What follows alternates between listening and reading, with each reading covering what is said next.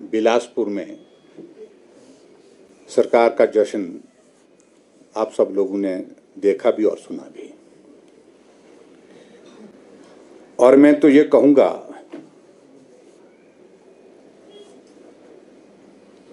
कि हिमाचल के इतिहास में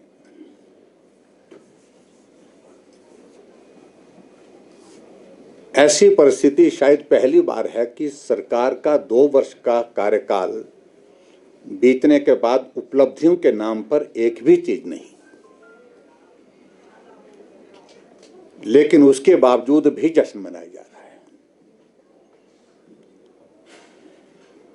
एक तरफ हिमाचल प्रदेश घोर आर्थिक संकट के दौर में से गुजर रहा है, जिसका मुख्यमंत्री कभी विधानसभा के अंदर, कभी जनसभा में, कभी अधिकारियों की बैठकों में जिक्र करते रहते हैं।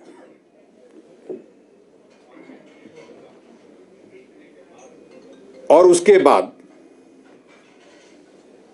जब उपलब्धि के नाम पर कुछ नहीं, उसके बावजूद भी लगभग 25 करोड़ रुपए हिमाचल प्रदेश के इस जश्न को मनाने में फूंक दिए जाते हैं।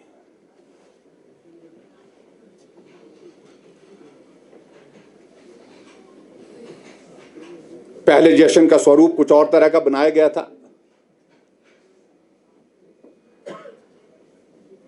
केंद्र से राहुल गांधी को निमंत्रण दिया, उन्होंने मना कर दिया। सोनिया गांधी को निमंत्रण दिया, उन्होंने मना किया। प्रियंका गांधी को निमंत्रण दिया, उन्होंने मना किया।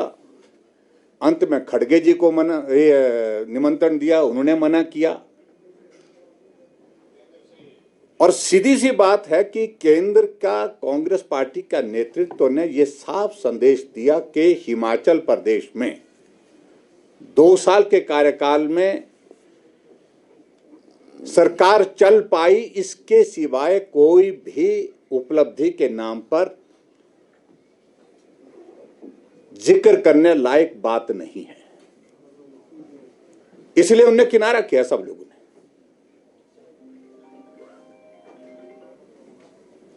और मैं इस बात को मैं ये भी कह रहा हूं कि पिछली बार भी जब 1 साल का कार्यकाल पूरा हुआ था, उस वक्त भी प्रियंका गांधी यहां हिमाचल प्रदेश पे ही शिमला थी और उनने भी आना उचित नहीं समझा।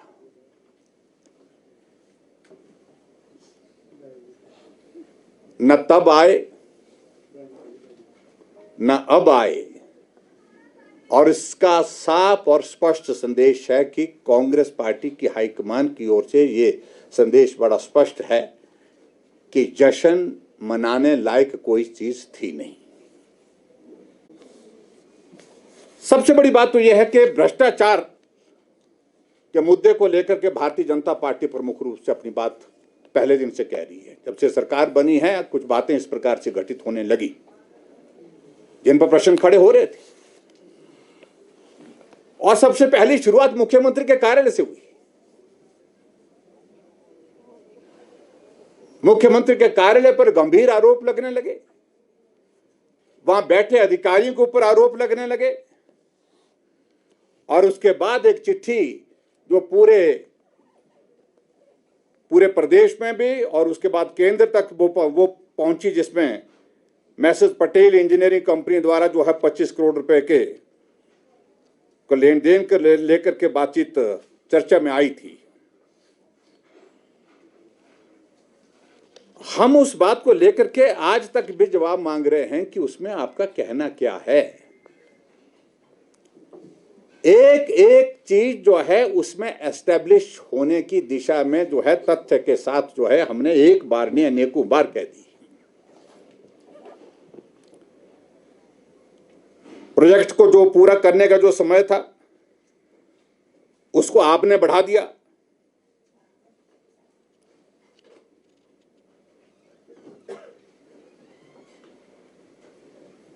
और जबकि उसमें जो है 162 करोड़ रुपए का जुर्माना लगना था, उसको भी आपने छोड़ दिया। और कंपनी को 150 करोड़ रुपए का काम बढ़ा करके 288 करोड़ रुपए आपने कर दिया। और खास तौर से जो घपला असली आगे जो घपला उसमें जो है जो भ्रष्टाचार इसमें हुआ है वो सबसे ज्यादा कि जो मिट्टी की मलबे की जो क्वांटिटी उसको बढ़ा करके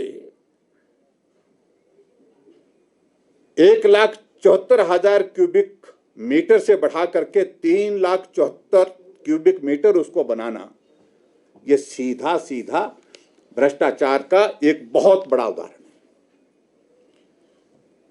हम हिमाचल प्रदेश की सरकार से ये पूछते हैं कि इस सारे मामले को लेकर के आपका क्या कहना है। पिछले कल इन्होंने भाषण दिए, राजनीतिक भाषण दिए, लेकिन उसके बावजूद इन्होंने इस सारे विषय पर अपनी बात स्पष्ट नहीं की है।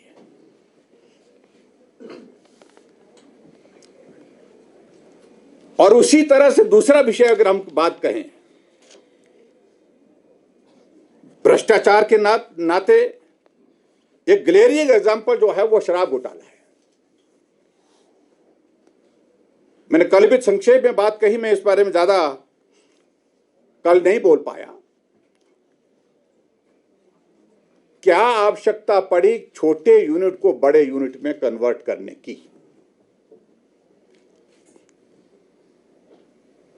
इसमें क्लैरिटी नहीं है। और वो बड़े यूनिट बना करके कुछ लोगों को ले दे करके जिस प्रकार से दिए गए, बांटे गए, वो अपने आप में जांच का विषय है। बिलासपुर में रात के अंधेरे में टेंडर डाले जाते हैं, उसकी वीडियो भी आप तक शायद निकल में पहुंची होगी। उसके संदर्भ में आपका क्या कहना है? और जो रेवेन्यू इंक्रीज की अगर आप बात कर रहे हैं, हकीकत यह है कि भारतीय जनता पार्टी का भी हमारा जो लास्ट फाइनेंशियल ईयर था, लगभग 23% की इंक्रीज उस दौर में भी जो है उसमें रेवेन्यू में आई थी। और कांग्रेस की गवर्नमेंट में नए सिरे से टेंडर करने के बाद भी जो इंक्रीज जो जिसका वो जिक्र कर रहे हैं कि हमने इतना 100 करोड़ रुपए, वो आंकड़े हर रोज बदलते रहते हैं उनके।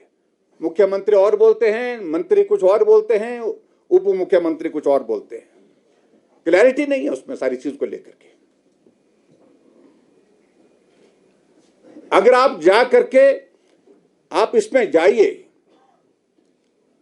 आप साइट में जाइए और उसमें साइट में आपको पूरी आपको मिल जाएगी, डिटेल मिल जाएगी कि रेवेन्यू में इंक्रीज हुई कितनी है। सही मायने में नेग्लिजिबल इंक्रीज हुई है। और इसके अलावा जो बहुत सारे शराब के ठेकेदार वो जो छोड़ करके चले गए, उनसे रिकवरी का क्या हुआ? यह भी एक बहुत बड़ा प्रश्न है। सारी चीज का, इस सारी चीज को लेकर के भी हम आपसे सरकार से जवाब मांग रहे हैं। यहां हिमाचल प्रदेश में आउटसोर्स कर्मचारियों को 4 महीने से सैलरी नहीं मिली, लेकिन सरकार 25 करोड़ रुपए से ज्यादा जश्न मनाने पर खर्च कर रही है।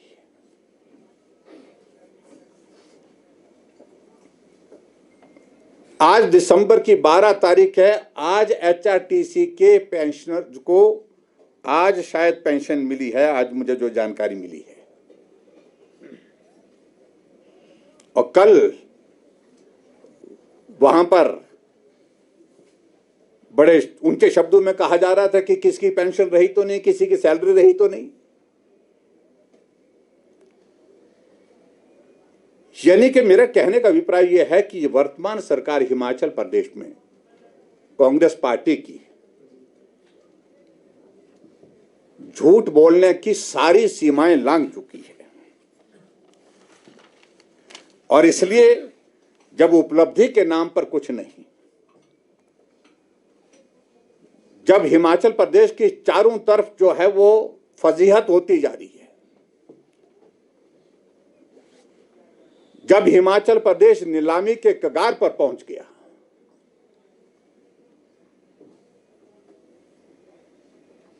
ऐसी सूरत में भारतीय जनता पार्टी ने कल महामहिम राज्यपाल महोदय जी को 2 साल का कांग्रेस पार्टी का कच्चा चिट्ठा, जिसका मैं आप सबके सामने ये जिक्र कर रहा हूं, ये सबमिट किया है। और हमारा एजेंडा बड़ा स्पष्ट है, साफ है और इसमें कोई कंफ्यूजन नहीं है। कल सिर्फ राजनीतिक भाषण हुए वहां पर, लेकिन जो हमने जो प्रश्न खड़े किए हैं, जो आरोप लगाए हैं, क्या उस पर कोई सफाई देने की स्थिति में हो पाया?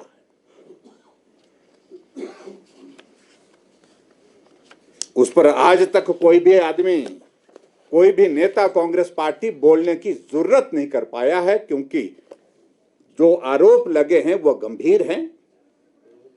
और गंभीर ही नहीं है, वो आरोप संगीन भी हैं और तथ्य के साथ भारतीय जनता पार्टी ने उन दस्तावेजों को जो है वो प्रस्तुत किया हुआ है। 2024 को पानीपत पुलिस में पौंटा साहब में स्थित शराब की फैक्ट्री पर 970 शराब की पेटियां अवैध रूप से बिहार ले जाते हुए पकड़ा गया। और यही नहीं, ट्रक में शराब की पेटियों को चूने की बोरियों से ढक करके ले जाया जा रहा था। ऐसी एक घटना नहीं। और मैं ये भी कहना चाहूंगा कि एक प्रभावशाली नेता कांग्रेस पार्टी की सरकार में इस सारी एक्साइज की जिम्मेवारी संभाले हुए हैं और अभी तो वो दायित्व मुक्त हो गए हैं कोर्ट के फैसले के मुताबिक। और इसके अलावा ऊना जिला में एक नेता जो चुनाव लड़ते हैं, हारते हैं, उनका इन्वॉल्वमेंट किस प्रकार से इस लिकर के माफिया के साथ बना हुआ है, यह भी जांच का विषय है। इस बात को लेकर के भी बड़ा साफ शब्दों में कह रहा हूं।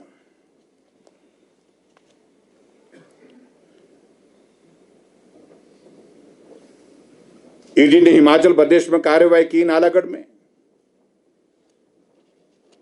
जिसमें 9 करोड़ 31 लाख रुपए की जो है वो संपत्ति जब्त की है। और वर्तमान में अभी हालात तो यह है, जो शराब नीति जिसका जिक्र बड़े भारी हमारे मुख्यमंत्री जी करते हैं, मैक्सिमम रिटेल प्राइस एमआरपी लिखने के बजाय मिनिमम रिटेल प्राइस लिखा जा रहा है। आप जाकर के कुल्लू में जाकर के देखिए, आप जाकर के दूसरे हिस्सों में जाकर के देखिए किस प्रकार से उससे करोड़ों रुपए का स्टेट गवर्नमेंट को नुकसान हो रहा है। और इसके बाद आगे बढ़कर के अगर हम कहते हैं, अगर भू घोटाले की अगर बात कहते हैं, जमीन के घोटाले की अगर बात कहते हैं,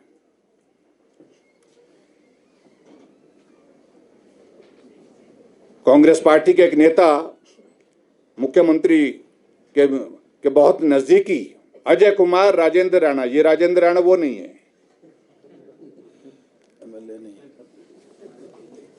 और प्रभात चंद, महेश्वर सिंह, ऐसे कुछ नाम है। 70 कनाल जमीन जो है वो मुबलिक 2,60,000 रुपए में 3 अलग अलग रजिस्ट्री में जो है वो खरीदी गई। और उस समय वहां के जो तहसीलदार अनिल मनकोटिया आज मुख्यमंत्री महोदय जी के ओएसडी हैं।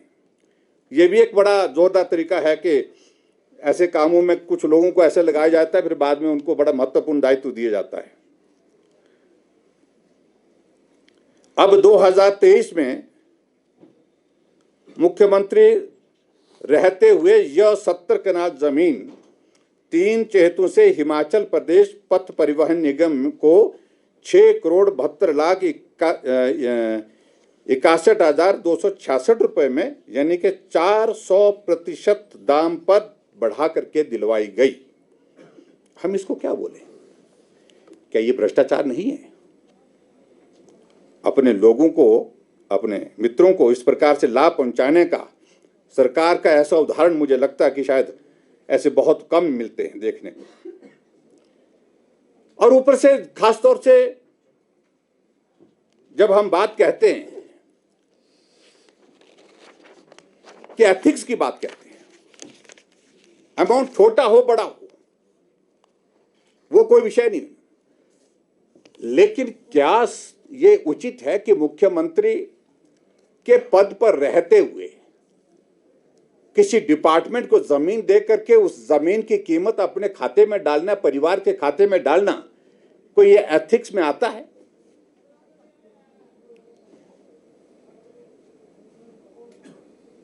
और मैं इस बात को कह सकता हूं, दावे के साथ कह सकता हूं कि ये एथिक्स के विरोध में है।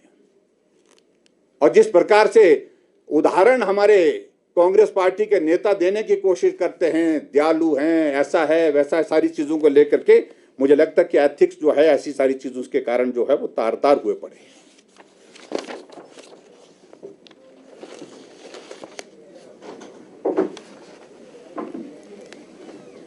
खनन माफिया से संबंधित मुझे लगता है कि बहुत विस्तार से बातें हुई पड़ी है।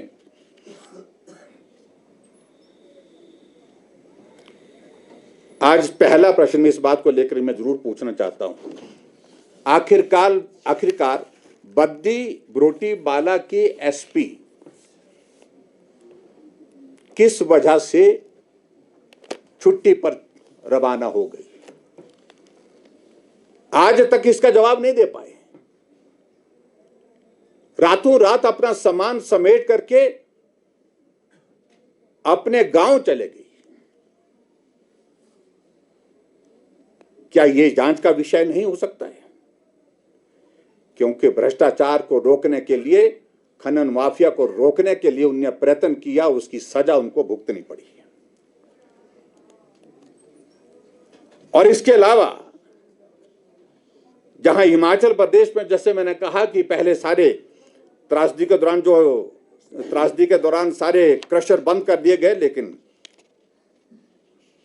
मित्रों का क्रशर चलता रहा और आज वो जांच के दायरे में है। अभी तक इस बात को लेकर के मुख्यमंत्री जी स्पष्ट नहीं कर पाए हैं कि उनके साथ उनका क्या संबंध है, आखिरकार वो क्या विवशता है, क्या मजबूरी है। और एक तरफ से मुख्यमंत्री कह रहे हैं कि उस क्षेत्र का कोई आदमी ऐसा हमारे साथ सीधा जोड़ देना वो उचित नहीं है।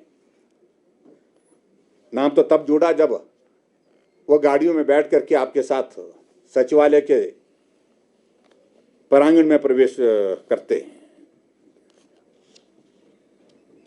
और बहुत आपने इज्जत के साथ उनका वहां उतरते वक्त खैर मकदम किया, स्वागत किया, दरवाजा खोला। इससे ज्यादा मुझे कुछ नहीं कहना है। इसके अलावा मैं कल भी एक संक्षेप में बात कही, ब्यास नदी में त्रासदी के दौरान बहुत बड़ा मलबा आया। उस मलबे को फिर बाद में ये कहा कि इसको तुरंत जो है वो हटाना चाहिए। हटाने का मतलब ये है कि नदी के का नेचुरल कोर्स है उसको हमको रिस्टोर करना चाहिए। इस नाम पर अंधाधुंध मशीनें ब्यास नदी के अंदर उतरती हैं, जेसीबी, बड़ी पोकलेन्स, बड़े बड़े ट्रक, ट्रैक्टर्स, और रात दिन वहां पर खुदाई होती है। रात दिन उस मलबे को, मलबा के यानी कि वहां पर रेत और बजरा था, उस बजरे को उठाया गया। अभी तक मालूम नहीं हो पाया कितना बजरा उठाया गया, कहां उसको ले जाया गया, किन लोगों ने उस मलबे को उठाया, ये भी जांच का विषय है। सीधा कांग्रेस पार्टी के नेता, कांग्रेस के बड़े ठेकेदार इस सारे काम में संलिप्त हैं, यह हमारा आरोप है। इस सारे मामले में भी जांच होनी चाहिए। और खासतौर से कांगड़ा, ऊना, हमीरपुर में जिस प्रकार से खनन माफिया जो और सिरमौर पे हावी है, वो सारी चीज को लेकर के चिंता का विषय बना हुआ। फिर हम अगर आगे बात कहते हैं हिमाचल ऑन सेल,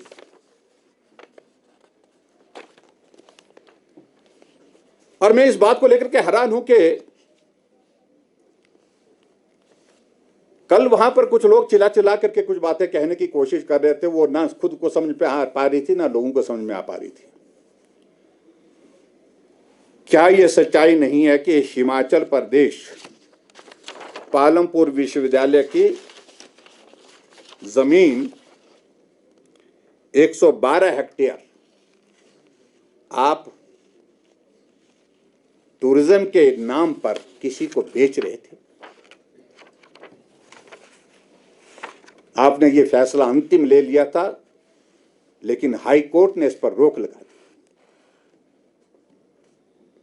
इससे बड़ा कोई दूसरा उदाहरण जो एजुकेशन इंस्टीट्यूशन, जो हमारे भविष्य की नींव रखने वाले संस्थान हैं, आप उसकी जमीन बेच रहे हैं। आज तक हिमाचल के इतिहास में इस प्रकार से कोई उदाहरण नहीं देखने को मिला।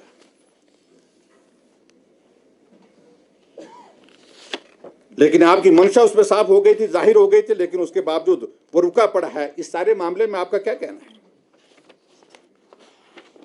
आज हिमाचल भवन दिल्ली हमारा नीलाम हुआ पड़ा है कोर्ट के जजमेंट के मुताबिक, कोर्ट के फैसले के मुताबिक। क्या आपने डबल बेंच के लिए उसके लिए उचित नहीं समझा? डबल बेंच में जाकर के उसको रोकना चाहिए। क्या आपने उचित नहीं समझा कि हम हिमाचल प्रदेश में अगर आपके पास जो है वो 80 वकील जो सरकारी पैसा वहां पर लूट रहे हैं? मतलब अभिप्राय मेरे कहने का यह है कि वहां पर खड़े होकर के, मूक दर्शक होकर के वहां पर गवर्नमेंट का पक्ष, सरकार का पक्ष रखने में पूरी तरह से विफल हैं। एडवोकेट जनरल से लेकर के additional advocate, deputy advocate general से लेकर के सारी जो टीम बना करके वहां पर खड़ी की, क्योंकि वो सुक्खू भाई जी की टीम है।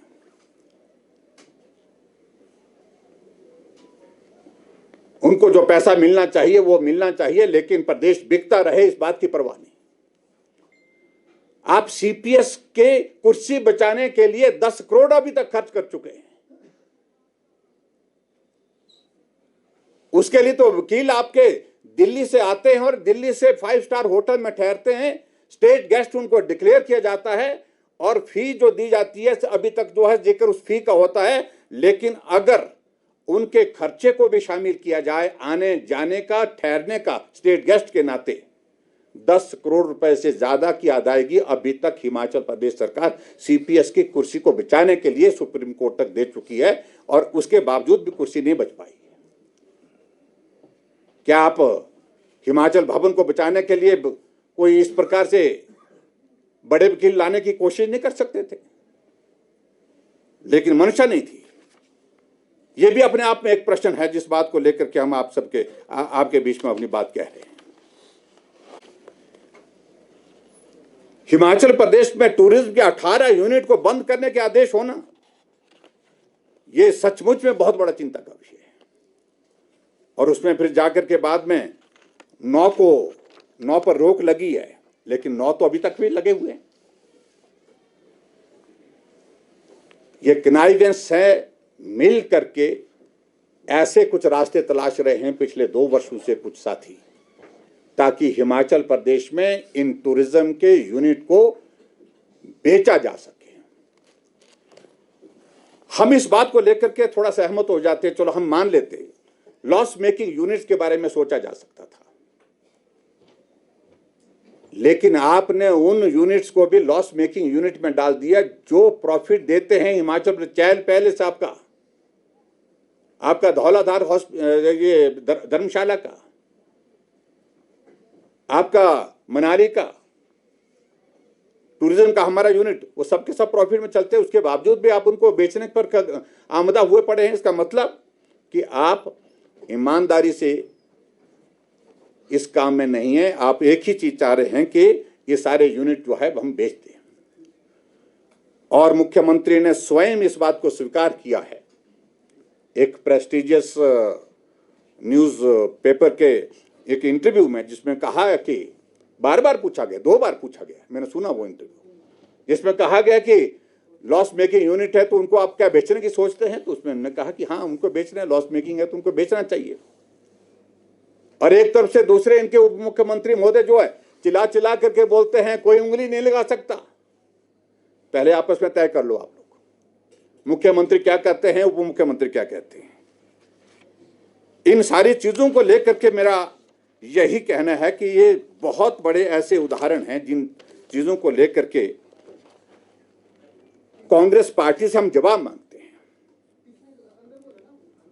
और आगे बढ़ करके मैं इस बात को लेकर के ये भी कहना चाहता हूं कि जो कोऑपरेटिव बैंक का जो ओटीएस का वन टाइम सेटलमेंट का एक उदाहरण देखने को मिला है ऊना के जो विधायक के संदर्भ में 5,97,00,000 में से 3,15,00,000 रुपए माफ कर दिए गए। क्या ये पैसा अपने लोगों के ऊपर लुटाने के लिए है हिमाचल प्रदेश में? ये बहुत ऐसे ग्लेरिंग एग्जाम्पल है जिस पर जांच होना बहुत आवश्यक है।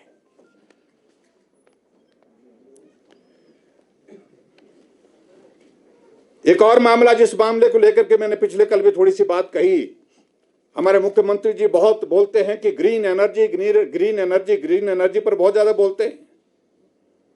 15 अप्रैल 2024 को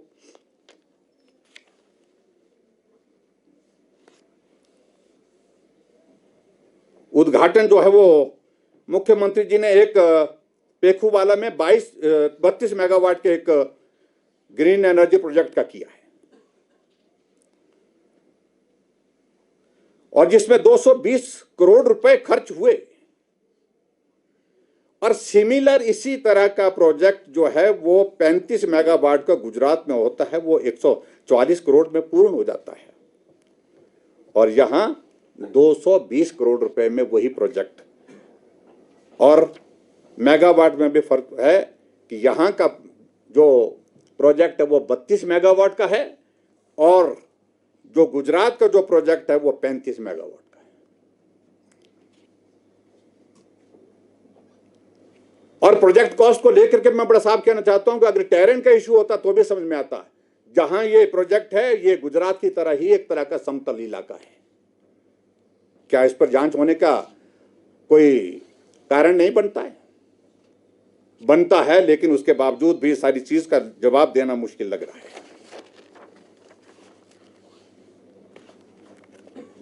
और इसके अलावा बाकी सारी चीजों को लेकर के हम यही कहना चाह रहे हैं कि झूठ बोल करके आप सत्ता में आए थे।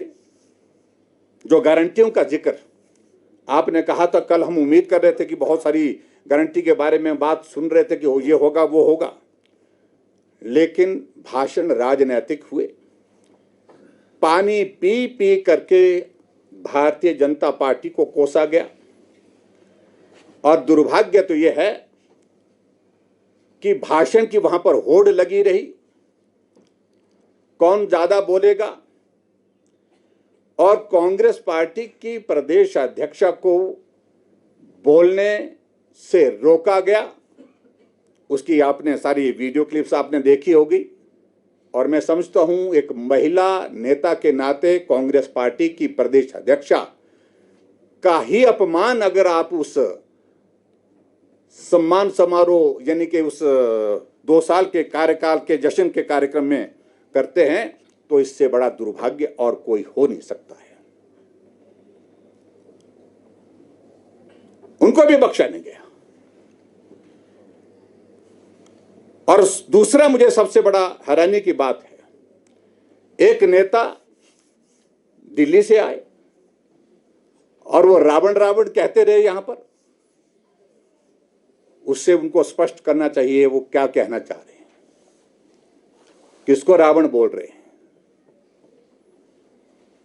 अगर ये टिप्पणी का संदर्भ उनमें अगर हमारे देश के यशस्वी प्रधानमंत्री से मैं समझता हूं, उससे बड़ा दुर्भाग्य कोई हो नहीं सकता है।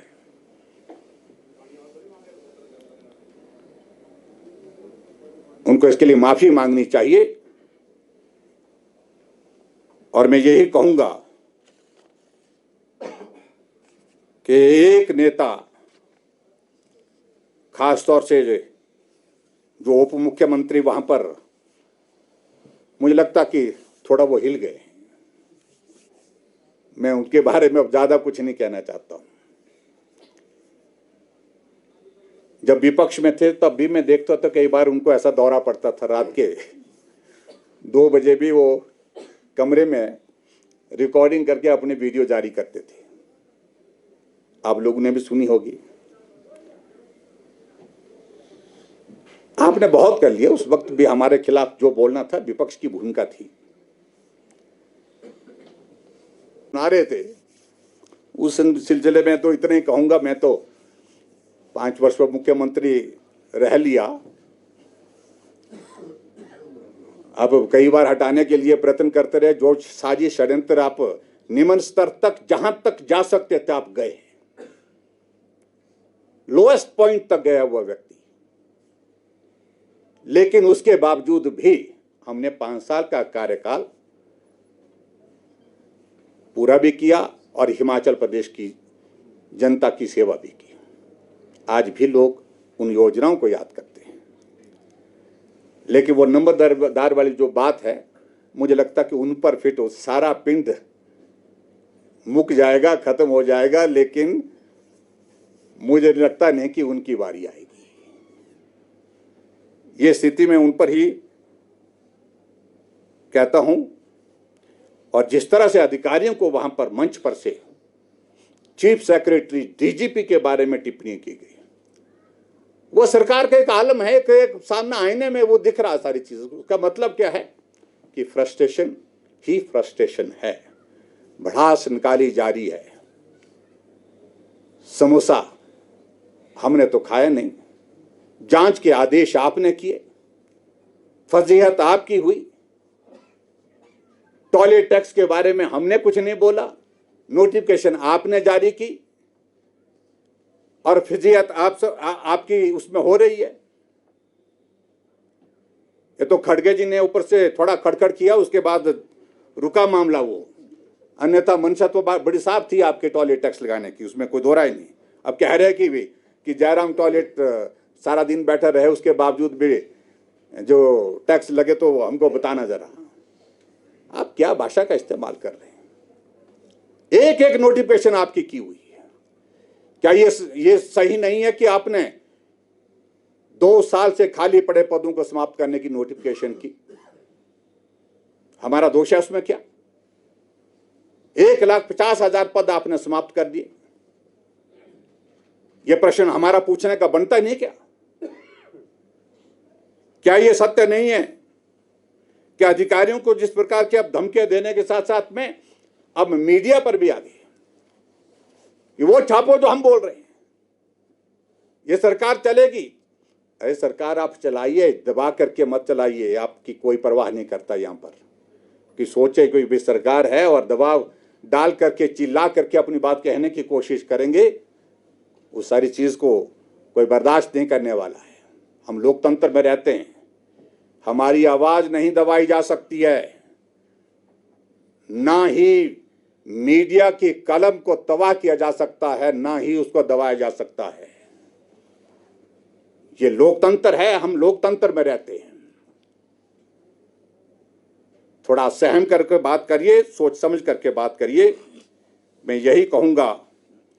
कुल मिलाकर के मित्रों, एक जनाजा था देखने का, वो कल जनाजा निकाला उनने अपने 2 साल के सरकार के कार्यकाल का, जिस पर पूरा हिमाचल प्रदेश आज हंस रहा है, जहां विकास के नाम पर सारी चीजें रुकी पड़ी है, गारंटियां ज्यों की त्यों खड़ी की खड़ी पड़ी है। आपका हिम केयर बंद पड़ा हुआ है, आपका जनमंच बंद पड़ा हुआ है, सहारा योजना बंद पड़ी है, आपकी गृहिणी सुविधा योजना बंद पड़ी है, आपके हिमाचल प्रदेश में जो हमारी शगुन योजना थी वो बंद पड़ी है, मुख्यमंत्री स्वावलंबन योजना बंद पड़ी है, जिससे बहुत सारे नौजवानों को लाभ मिलता था। आपने युवाओं के साथ भी धोखा किया, आपने महिलाओं के साथ भी धोखा किया, जो 1500 का वादा किया था और आप वादे से मुकर गए हैं। और इसलिए कल के सभा में ये सारा जो एक्सपोजर हुआ है उस कार्यक्रम में, तो उसमें मुझे लगता है कि हकीकत आपके सामने ठीक है। आपने बसों में लोग उठा करके वो लोग लाए, बहुत बड़ी तादाद तो उसमें सरकारी कर्मचारियों की थी। और एक बात मैं जरूर और कहना चाहता हूं, जो यहां 264 रुपए 1.5 किलो का हीटर का जो है वो लिया गया, और बयान दिया उस मंडी जिला सराज के रहने वाले मोहनलाल ने न्यूज़ 18 से फोन पर बातचीत में बताया कि उन्होंने इस दौरान कंडक्टर से कहा कि यह घरेलू सामान है, तो लिस्ट दिखाई और कहा इलेक्ट्रॉनिक आइटम का किराया लगता है। जब इस मामले में कंडक्टर को तर्क दिए तो उन्होंने कहा कि वह हीटर क्यों ले जा रहा है। मोहन ने बताया कि 1300 रुपये का हीटर था और वो कांगड़ा में सेंट्रल यूनिवर्सिटी में पढ़ते वहीं ले जा रहे थे। गौरतलब है कि शिमला से धर्मशाला की दूरी 241 किलोमीटर है और इससे पहले मंडी से औड़ तक के लिए कुकर का जो है 23 रुपये का टिकट काटा गया था। ये सारी चीज़ों को लेकर के कह रहे हैं कि हम FIR दर्ज करेंगे। दर्ज करिए उन लोगों के खिलाफ जिन लोगों ने बयान दिया। हम तो वही प्रतियां आपके सामने दे रहे हैं। वो हमारे सबके बीच पे मित्रों, आज की इस पत्रकार वार्ता के माध्यम से यही कहूँगा कि ये हिमाचल प्रदेश का दुर्भाग्य है। कांग्रेस पार्टी की सरकार का 2 वर्ष का कार्यकाल जश्न लायक कोई चीज़ ना होने के बावजूद भी जश्न मनाया गया। 25 करोड़ रुपए से ज़्यादा का पैसा इस पर फूंक दिया गया, जबकि हमारे नौजवानों को रोजगार नहीं, विकास के कार्य सारे ठप पड़े हैं, गारंटियां जहां की तहां खड़ी की खड़ी पड़ी हैं। आउटसोर्स कर्मचारियों को 10,000 से ज़्यादा उनको निकाल दिया गया है और उसके बाद आउटसोर्स कर्मचारियों को पिछले 4 महीने से सैलरी नहीं मिल रही है, लेकिन 25 करोड़ रुपए जश्न पर बर्बाद कर दी। Thank you. ठाकुर साहब हैं, ये गंभीर आरोप हैं, खुलेआम हैं, तथ्य पर आधारित है। जहां सेंट्रल एजेंसी की बात होगी उसके बाद उसके बारे में बात होगी तो बाद में बात होगी, लेकिन हम चाह रहे हैं कि पहले तो स्टेट गवर्नमेंट करे और हमारे आरोप है, इन आरोपों का पहले जवाब तो दे। और वो जवाब देने के लिए वो राजनीतिक भाषण दिए जा रहे हैं, चीख करके जिस प्रकार से उछल करके वो दे रहे हैं। तो मुझे तो इस बात को लेकर के हैरानी है कि उपलब्धि के नाम पर जब कुछ नहीं होता है तो तरीका यही होता है कि आप ऊंचे बोलो। कल उन्होंने एक बात बोली बिलासपुर में जी ने कि जयराम जी इस्तीफा दें या मैं इस्तीफा दूंगा पॉलिटिक्स से, कि पेंशन और तनख्वाह अगर एक भी व्यक्ति बता दे जिसको नहीं मिली। मैं बता रहा हूँ आपको, एक मिनट। क्या आप डिमांड करेंगे उनके इस्तीफे? देना चाहिए। नैतिकता अगर है तो आज ही दे देना चाहिए, थोड़ी सी भी नैतिकता अगर है।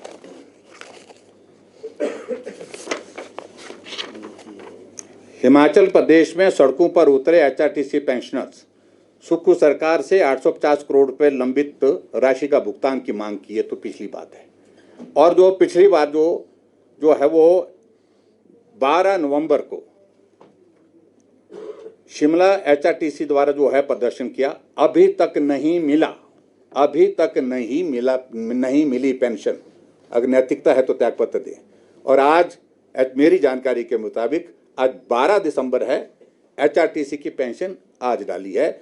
जहां हमने त्यागपत्र की बात कही है तो कल की डेट से उसको मान लिया जाए और कल की डेट में वो पेंशन नहीं मिली थी, त्यागपत्र दे। आपने कल की रात भवन में भाजपा विधायकों ने मुलाकात भी की थी, घोटालों की सरकार करार दिया। क्या घोटालों की गूंज विधानसभा के विंटर सेशन में सुनाई देगी? निश्चित रूप से मुद्दे होंगे, प्रमुख मुद्दे होंगे। सर, ये तो भ्रष्टाचार के आरोप भाजपा लगा रही है, अधिकतर भ्रष्टाचार के आरोप मुख्यमंत्री या उनके पास जो विभाग है, क्या मंत्रियों को क्लीन चिट है? नहीं, किसी को कोई क्लीन चिट नहीं है। हमारे पास जो इसमें आरोप है इसमें बहुत लंबा है विषय, क्योंकि ये बहुत बड़ा डॉक्यूमेंट है। इसमें बहुत सारे, मैंने प्रमुख रूप से 4-5 पॉइंट पर जो अपनी बात कही। हमने इसको पढ़ा, आपने एक मुख्यमंत्री कार्यालय और एक लोक निर्माण विभाग का और एक पूर्व CPS की पत्नी का मामला है, तो बाकियों के मामले नहीं। IPH का भी इसमें है, PWD का भी थोड़ा जिक्र इसमें है, उसमें बहुत सारी चीजें हैं उसमें। लेकिन अभी तो हमने ये कहा है कच्चा चिट्ठा, पक्का अभियान बाकी है। एक सर, कल मुख्यमंत्री ने कहा है कि एक पहले जो कांग्रेस के सलाहकार थे अब भाजपा के सलाहकार बने हैं, नड्डा जी को चापलूसी जेल में रखा है। तो वो राजनीतिक दृष्टि से उनका एक फ्रस्ट्रेशन है। उनका पहले उनके साथ होते थे, साथी होते थे, मिलकर के काम करते थे, आज उनसे वो अलग हुए। ये भी एक वजह जानने की है कि आखिरकार आपके साथी छोड़ करके क्यों गए। उसी में एक बात जोड़ी कि ये आपके जो कहीं ऐसा ना हो कि बीजेपी के विधायक जो है 28 से 20 रह जाए और जो है हमारे जो है 40 से जो है 48 हो जाए। ऐसा है कि मुझे लगता है कि वो गणित के मामले में खराब है काम, और वो काम उनको इस बात को महसूस करना चाहिए कि पूरी सरकार लगी, लेकिन उसके बावजूद भी वो मुश्किल से जितने थे उतने हो पाए। लेकिन भारतीय जनता पार्टी 25 से 28 पर पहुंची है। चारों लोकसभा की सीटें हमने जीती है, राज्यसभा की सीट हमने जीती है। जश्न मनाने का अवसर तो हमारा है और उनका जश्न मनाने का जो है वो हमको समझ में, लेकिन इतना ही उनका है कि जश्न इस बात का मनाओ यारो कि जैसे कैसे गिरते पड़ते 2 साल हमारे पूरे हो गए। उम्मीद नहीं थी। सर क्या आप जश्न मनाएंगे कि 4 सीटें लोकसभा? हमने जश्न मना भी लिया है। वो तो हम रोज सरकार 5 साल चलेगी। नहीं, देखो सरकार के बारे में ऐसे में कोई वो भविष्यवाणी ज़्यादा करता नहीं। जो हालात हैं, जो हालात हिमाचल प्रदेश में कांग्रेस पार्टी के सरकार के हैं वर्तमान में, तो सरल नहीं है, कठिन है। और ऐसे दौर में मुझे लगता है कि सरकार का सिर्फ एक ही काम रह गया है, सरकार जैसे कैसे चलती रहे, बाकी प्रदेश के किसी काम से कोई लेना देना नहीं रह गया। ये हमने हिमाचल प्रदेश के आज तक की सरकारों का पहला ऐसा दौर देखा है जिससे कोई आदमी मिलने आए तो कोई मिलता नहीं है, काम के लिए आए काम उसका होता नहीं है, सरकार बची रहे, इसी बात के लिए ही सारी चीज़ें चल रही हैं। बस इतना ही है। कल के फंक्शन में सर एक बात आ रही थी कि बीजेपी जो है वो डेमोक्रेटिक सेटअप जो है उसको चुनौती दे रही है और बार बार एक लोकतांत्रिक व्यवस्था को नहीं मानती, गिरने की बात कर रही है। देखिए, सरकार चलाने की जिम्मेवारी हमारी नहीं, वो उनकी है और हमारी ओर से उनको मदद की उम्मीद रखनी भी नहीं चाहिए। हम विपक्ष में हैं, विपक्ष की भूमिका हम निभा रहे हैं, लेकिन मैं इतना ज़रूर कहना चाहता हूँ, लोकतांत्रिक मूल्यों का हम सम्मान करते हैं। हमने कोई भी काम ऐसा नहीं किया है और जिसमें लोकतंत्र को चोट पहुंची हो। मेरा साफ शब्दों में उनकी नाराज़गी, साथियों की नाराज़गी उनसे जिस वजह से भी हुई है, तो नाकामयाबी, नालायकी नेतृत्व की होती हो, तो इसलिए इस बात को उनको स्वीकार करना होगा कि उनके साथी छोड़ करके चले गए। सर वो कह रहे हैं कि दिल्ली में आप पैरवी नहीं कर रहे हिमाचल के हितों की, जो पैसा आना चाहिए उसको रुकवाने के लिए जाते हैं। देखिए, दिल्ली पूरा मदद कर रहा है, लगातार मदद कर रहा है। मैं समझता हूं कि ये एक रोना जो है वो पिछले 2 वर्षों से रोए जा रहा है, इसका कोई औचित्य नहीं, कोई अर्थ नहीं, कोई मतलब नहीं। पूरा केंद्र सरकार का सहयोग है हिमाचल प्रदेश के विकास के लिए और आज हिमाचल प्रदेश में मैं इस बात को मैं ज़रूर कहना चाहता हूं कि कर्मचारियों को सैलरी मिल रही है, पेंशन मिल रही है, ये तब मिल रही है जब रेवेन्यू डेफिसिट ग्रांट की 550 करोड़ रुपए की किस्त जारी होती है, तब मिल रही है। और जो सेंट्रल टैक्सेस का शेयर हिमाचल प्रदेश को मिलता है वो मिल रही है।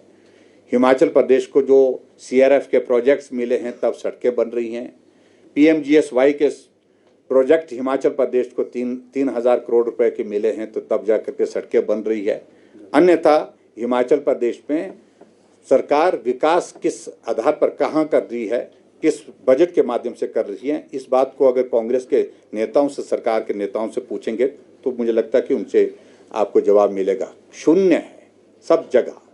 HRTC लैंड स्कैम वाला इशू विपक्ष की तरफ से विधानसभा में भी उठाया गया था और पिछले लंबे समय से उठाया जा रहा है। ना विधानसभा के अंदर कोई निष्कर्ष पहुंच पाया, ना आज तक कोई एजेंसी इसके ऊपर आई है। कहीं ऐसा तो नहीं विपक्ष पब्लिक माइलेज के लिए नहीं, देखिए एक बात तो बड़ी स्पष्ट है, ये माइलेज के लिए हम कह सकते हैं कि थोड़ा वक्त लग सकता है, लेकिन निश्चित रूप से माइलेज इसमें निकलेगी और इसमें डेफिनेटली इसमें इन चीज़ों का असर होगा। Thank you very much please. Thank you. मैं उन पर छोड़ देता हूँ, बार बार अपमानित होना अच्छा नहीं लगता, हमको भी अच्छा नहीं लगता और उनको भी अच्छा नहीं लगता होगा, मैं भी लगता है। बहुत बड़ा राज। Thank you very much.